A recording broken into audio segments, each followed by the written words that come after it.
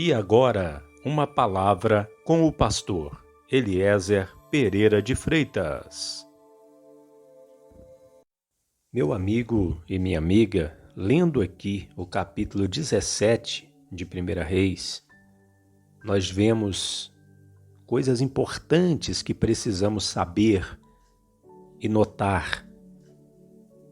Nós vemos que Deus, Ele dirige os seus servos. Nós vemos também que Deus sustenta os seus servos. Nós temos aqui Elias, o servo de Deus, e a palavra do Senhor veio para Elias dizendo para ele: retira-te daqui e vai para o Oriente e esconde-te junto ao ribeiro de Querite, que está diante do Jordão.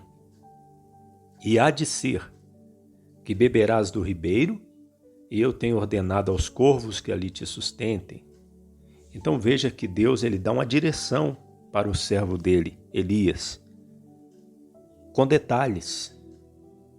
Deus manda ele ir para o ribeiro de Querite porque estava começando um período de fome, de escassez, de falta de chuva tão grande que nem orvalho ia cair sobre a face da terra de Israel. O povo de Israel estava desviado de Deus, estava cocheando entre dois pensamentos, estavam seguindo a Deus e seguindo a Baal também, e por isso Deus fez vir uma grande fome. Por 3 anos e meio não choveu sobre a terra de Israel. Mas, debaixo daquele juízo, Deus cuidou do servo dele, de Elias.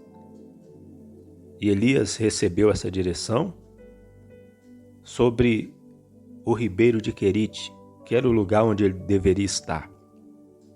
E Deus diz para ele que ele haveria de beber do ribeiro e que ele tinha ordenado aos corvos que ali sustentasse Elias. Olha que milagre. Está escrito no versículo 5. Foi, pois, e fez conforme a palavra do Senhor, porque foi e habitou junto ao ribeiro de Querite, que está diante do Jordão. E os corvos lhe traziam pão e carne pela manhã, como também pão e carne à noite, e bebia do ribeiro. Ou seja, Deus mandou estes pássaros, chamados corvos, trazer pão e carne de manhã e à tarde para Elias. À noite, ele bebia do ribeiro de Querite. Só que aconteceu e sucedeu que, passados dias, o ribeiro se secou, porque não havia chuva na terra. Então nós vamos ver no versículo 8 aqui de 1 Reis 17, que Deus vai dar outra direção para Elias. Está escrito: então veio a ele a palavra do Senhor dizendo: levanta-te e vai para Sarepta, que é de Sidom, e habita ali. E eis que eu ordenei ali uma mulher viúva que te sustente. Então ele se levantou e foi a Sarepta, e chegando à porta da cidade, eis que estava ali uma mulher viúva apanhando lenha. E ele a chamou e lhe disse: traze-me, peço-te, num vaso um pouco de água que eu beba. E indo ela trazê-la, ele a chamou e lhe disse: traze-me agora também um bocado de pão na tua mão.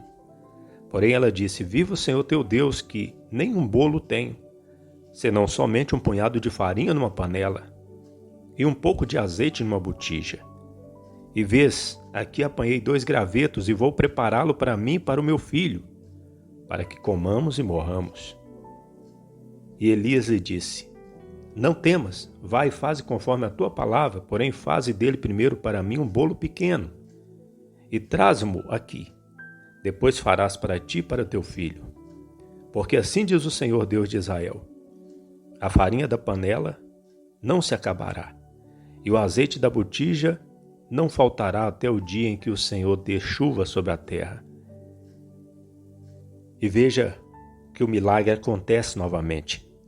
E ela foi e fez conforme a palavra de Elias, e assim comeu ela e ele e a sua casa muitos dias. Da panela a farinha não se acabou, e da botija o azeite não faltou, conforme a palavra do Senhor que ele falara pelo ministério de Elias. Veja, meu amigo, minha amiga, o que Deus faz. Porque este Deus não mudou. Ele continua sendo o mesmo Deus. Ele continua agindo da mesma forma. Elias não está mais aqui nessa terra. Mas nós somos servos de Deus. Se você é uma serva de Deus, um servo de Deus, se você se preocupa em obedecer a Deus, se você quer fazer a vontade de Deus, então você é uma serva de Deus, um servo de Deus.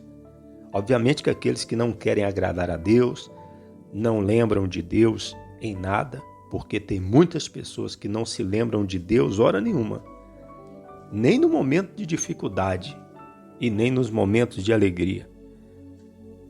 Se a pessoa não se lembra de Deus, não busca a Deus, não quer obedecer a Deus, então ela não é serva de Deus. Ela é serva de si própria, ou serva das forças malignas. Mas quando a pessoa ela é serva de Deus, então o mesmo cuidado que Deus teve com o servo dele, Elias, Deus tem com esta pessoa também. Deus tem conosco também.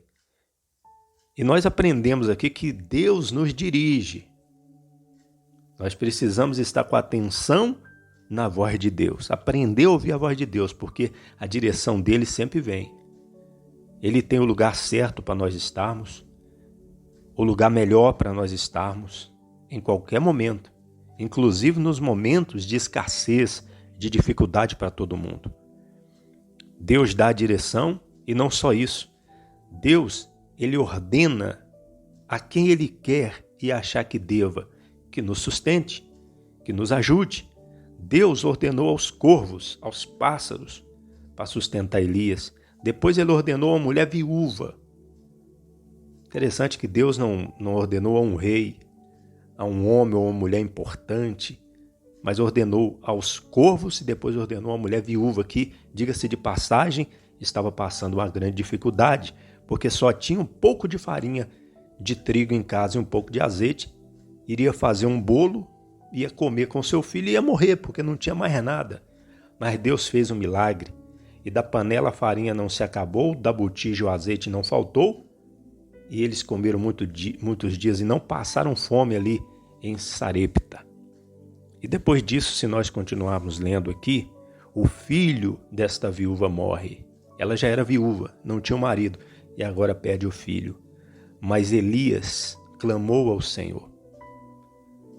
Elias levou esse menino para o seu quarto. E está escrito aqui, e ele disse, dá-me o teu filho. E ele o tomou do seu regaço e o levou para cima ao quarto onde ele mesmo habitava, e o deitou em sua cama, e clamou ao Senhor e disse, Senhor meu Deus, também até esta viúva, com quem me hospedo afligiste, matando-lhe o filho? Então se estendeu sobre o menino 3 vezes e clamou ao Senhor e disse, Senhor meu Deus, rogo-te que a alma deste menino torne a entrar nele. E o Senhor ouviu a voz de Elias, e a alma do menino tornou a entrar nele e reviveu. E Elias tomou o menino e o trouxe do quarto à casa e o deu à sua mãe e disse Elias, vês aí, teu filho vive. Então a mulher disse a Elias, nisto conheço agora que tu és homem de Deus e que a palavra do Senhor na tua boca é a verdade. Meu amigo, minha amiga, nós vimos aqui no mínimo 3 milagres num tempo de fome. Vimos aqui os corvos sustentando Elias, depois a farinha e o azeite não se acabando lá na casa da viúva de Sarepta, e vimos a ressurreição do seu filho que tinha morrido. Esse é o Deus que nós servimos. E é assim que Deus trata quem faz a vontade dele. Como diz o apóstolo Pedro, lançando sobre ele toda a vossa ansiedade, porque ele tem cuidado de vós. É Deus que cuida de nós, meu amigo, minha amiga. Então, confie em Deus. Faça a vontade de Deus. Queira fazer a vontade de Deus. Se esforce por fazer a vontade de Deus. Queira ser um servo, uma serva de Deus. Que Deus abençoe. Jesus Cristo poderá voltar ainda hoje. Se Ele não voltar, estaremos esperando por Ele amanhã.